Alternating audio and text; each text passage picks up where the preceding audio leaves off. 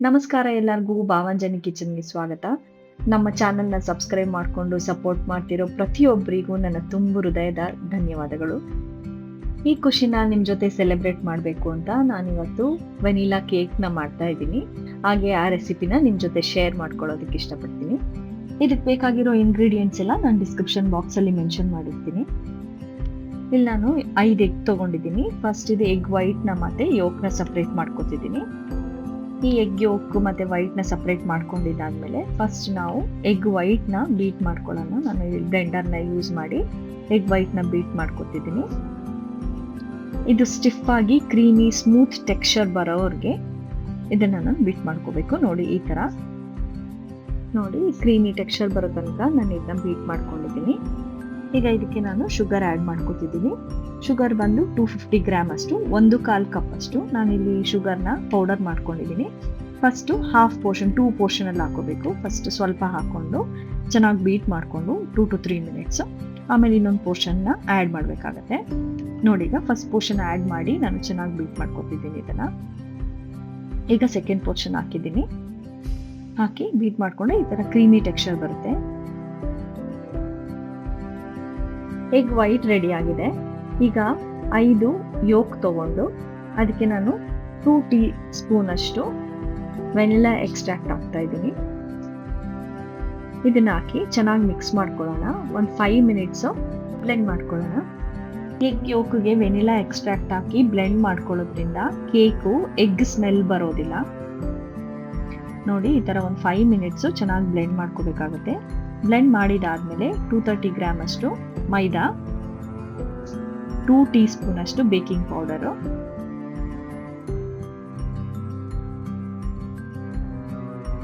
ಸ್ವಲ್ಪ ಸಾಲ್ಟು ಇದನ್ನ ಹಾಕಿ ಸೀವ್ ಮಾಡ್ಕೋಬೇಕು. ಇದಕ್ಕೆ ನಾನು 120 ml ಅಷ್ಟು ಮೆಲ್ಟೆಡ್ ಬಟರ್ ಹಾಕ್ತಾ ಇದ್ದೀನಿ. 120 ml ಅಷ್ಟು ಹಾಲು ಇದನ್ನ ಹಾಕಿ ಚೆನ್ನಾಗಿ ಮಿಕ್ಸ್ ಮಾಡ್ಕೋಬೇಕಾಗತ್ತೆ. ಒಂದು 5 ಮಿನಿಟ್ಸು ಚೆನ್ನಾಗಿ ಇದನ್ನು ಕೂಡ ಬ್ಲೆಂಡ್ ಮಾಡ್ಕೋಬೇಕಾಗುತ್ತೆ.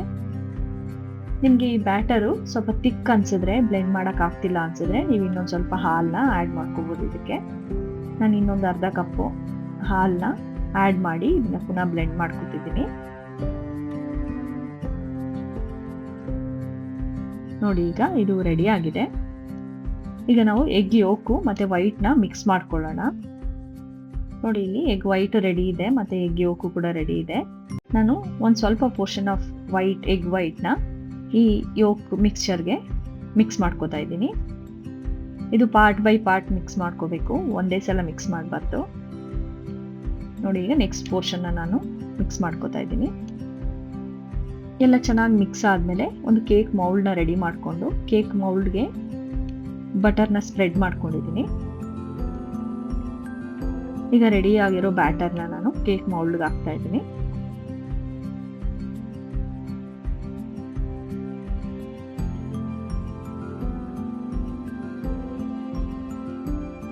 ನೋಡಿ ಈಗ ಕೇಕ್ ಬ್ಯಾಟರು ರೆಡಿ ಇದೆ. ನಾನೀಗ ಇದನ್ನ ಬೇಕ್ ಮಾಡ್ಕೊಳ್ಳೋಣ.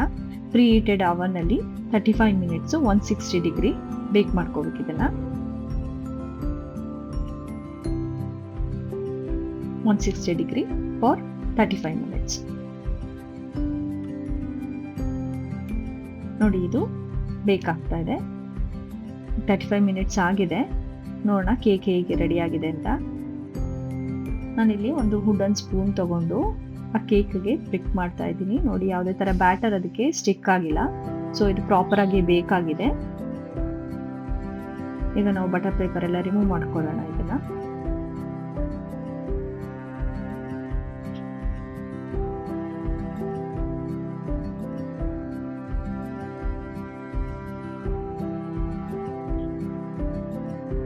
ನೋಡಿ ಬಟರ್ ಪೇಪರ್ಗೆ ಸ್ಟಿಕ್ ಆಗ್ತಿಲ್ಲ.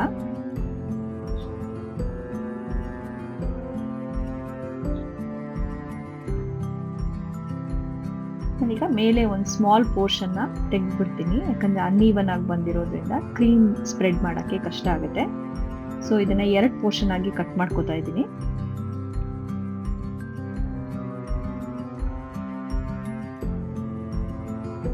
ನೀವು ನೋಡಿ ಸೊ ಸಾಫ್ಟಾಗಿ ಬಂದಿದೆ ಇದು. ಈಗ ವಿಪ್ಪಿಂಗ್ ಕ್ರೀಮ್ ರೆಡಿ ಮಾಡ್ಕೊಳ್ಳೋಣ. ವಿಪ್ಪಿಂಗ್ ಕ್ರೀಮ್ ರೆಡಿ ಮಾಡ್ಕೊಳ್ಳೋಕೆ 150 ಗ್ರಾಮ್ ಅಷ್ಟು ವಿಪ್ಪಿಂಗ್ ಕ್ರೀಮ್ ಪೌಡರ್ ಹಾಕಿ ಇದಕ್ಕೆ ಕೋಲ್ಡ್ ಮಿಲ್ಕ್ ಹಾಕಬೇಕು, 1/2 ಕಪ್ ಅಷ್ಟು. ಇದನ್ನ ಹಾಕಿ ವಿಪ್ ಮಾಡ್ಕೊಳ್ಳೋಣ. ಇದು ಒಂದು 5 ರಿಂದ 10 ನಿಮಿಷ ತಗೊಳುತ್ತೆ. ನೋಡಿ, ಈಗ ಕ್ರೀಮ್ ರೆಡಿ ಆಗ್ತಿದೆ.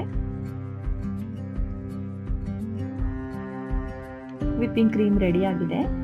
ಇದನ್ನ ಒಂದು 30 to 40 ಮಿನಿಟ್ಸು ಫ್ರಿಜ್ಜಲ್ಲಿ ಇಟ್ಕೊಂಡ್ರೆ ಚೆನ್ನಾಗಿ ಸೆಟ್ ಆಗುತ್ತೆ. ಸೊ 30 ಮಿನಿಟ್ಸ್ ಆದಮೇಲೆ ನಾವು ಇದನ್ನು ಕೇಕ್ಗೆ ಸ್ಪ್ರೆಡ್ ಮಾಡ್ಕೊಳ್ಳೋಣ. ಈಗ 1/2 ಪೋರ್ಷನ್ ಕೇಕ್ ತಗೊಂಡು ನಾನು ಇದಕ್ಕೆ ಶುಗರ್ ಸಿರಪ್ನ ಸ್ಪ್ರೇ ಮಾಡ್ಕೋತಾ ಇದ್ದೀನಿ.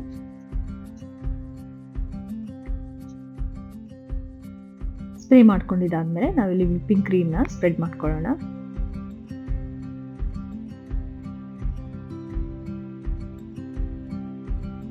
ಈಗ ಒಂದು ಲೇಯರ್ ರೆಡಿ ಆಗಿದೆ.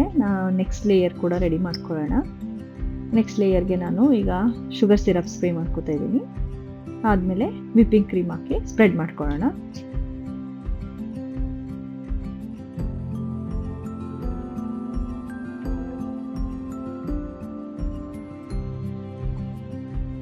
ಈಗ ಕೇಕ್ ಎಲ್ಲ ರೆಡಿ ಇದೆ.